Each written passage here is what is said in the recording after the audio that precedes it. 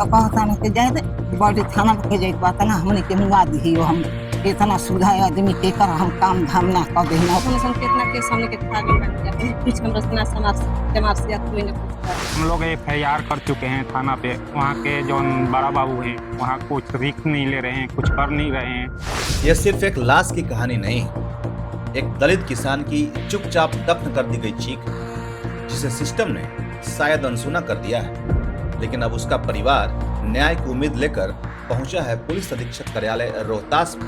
पीड़ित परिवार के अनुसार 11 मार्च 2025 को गांव केवटाड़ी के हीरालाल राम रोज की तरह घास काटने निकलते हैं, लेकिन उस शाम वो वापस नहीं लौटे। परिवार ने रात भर ढूंढा, खेतों में, सीवान में, नदी किनारे, लेकिन कोई सुराग नहीं मिला। 13 मार्च को दोपहर 2 बजे हीरालाल राम की पत्नी सुमित्रा देवी ने अपने बेटे के साथ मिलकर गांव के पश्चिम नदी के किनारे एक नीम पेड़ के नीचे अपने पति की लाश पड़ी देखी, जिस जगह को उन्होंने कई बार खोजा था। वहीं अब मृत शरीर पड़ा था। फिर बड्डी थाने को सूचना दी गई। पुलिस ने शव को कब्जे में लेकर पोस्टमार्टम कराया और फिर हुआ अंतिम संस्कार। लेकिन कहानी यहीं खत्म नहीं हुई। यह हत्या सिर्फ एक दुर्घटना नहीं थी। परिवार ने सीधे तौर पर गांव के ही रविंद्रनाथ तिवारी और उसके बेटे सिंकू तिवारी पर आरोप लगाया। 2 महीना पहले मृतक हीरालाल राम रविंद्रनाथ की गाय अधिया पर लेकर आए थे। परिवार का कहना है कि गाय की तबीयत हमेशा खराब रही। इसकी सूचना रविंद्रनाथ को दी गई और अब 2 महीना बाद हीरालाल राम जब गाय को वापस पहुंचाने जा रहे थे तो गाय रास्ते में ही गिरकर मर गई। यह बात उन्होंने जाकर बताई। उन्हें दी गई भद्दी भद्दी गालियां, जान से मारने की धमकियां और जाति सूचक शब्दों का प्रयोग कर सार्वजनिक रूप से अपमानित भी किया गया। सर ऐसा है कि हमारा पिताजी का हत्या हो गया था, ठीक है। हम वहाँ FIR कर चुके हैं थाना पे।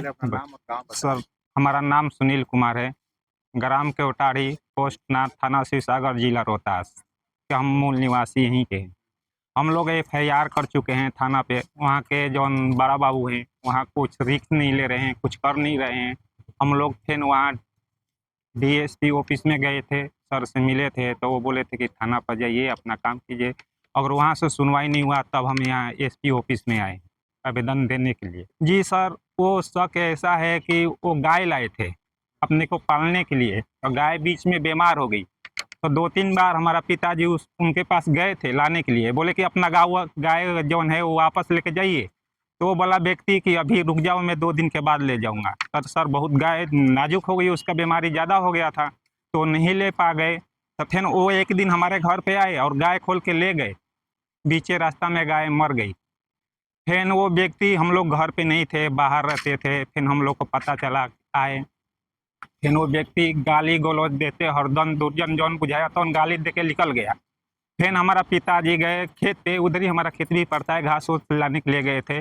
11 तारीख को गए थे मार्च में और उधर ही वो आए ही नहीं। फिर 12 तारीख हम लोग ढूंढे, नहीं मिले। 13 तारीख के देखा कि नदी के किनारे उनका वही लाश पड़ा हुआ था, बॉडी। हम लोग का पूरा शक विश्वास इतना है कि वही व्यक्ति रविंद्र तिवारी का लड़का ही ने हत्या किया है। पहले धमकी भी दी गई, बहुत धमकी 10 सर दिया था, 2-3 बार आके गांव में दे चुका था। हम लोग इतना वो नहीं किए थे कि ऐसे नहीं हो सकता है, आप उसके मामला है। फिर भी वो व्यक्ति घात कर दिया। धमकी में क्या बोला जा रहा धमकी में ये बोल जा रहा था कि जैसे हमारा गाय मरी है ना, वैसे तुमको तरपा के हम भी मारेंगे। अभी SP ऑफिस आने का क्या सर वहाँ जब पुलिस प्रशासन कुछ नहीं कर रहा है तो हम सोचे कि यहाँ आवेदन दे दे, SP साहब से कुछ बात कर लिया जाए कि केस में क्या हो रहा है, आगे बढ़ेगा कि नहीं बढ़ेगा। केस क्लोज करने के लिए भी कहा जा रहा है। हाँ जी सर, धमकी आ रहा है, बोल रहा है कि सुलह कर लो, ये कर लो, फलान 50 तरीका के वो सब बात कर रहा है।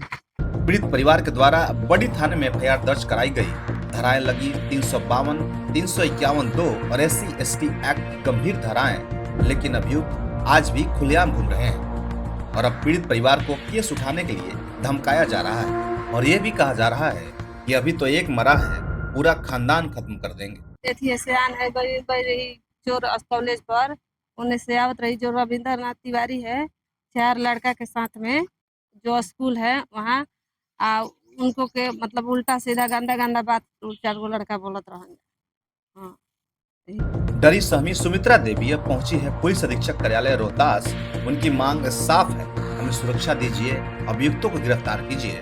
और हमारे पति को इंसाफ दिलाइए।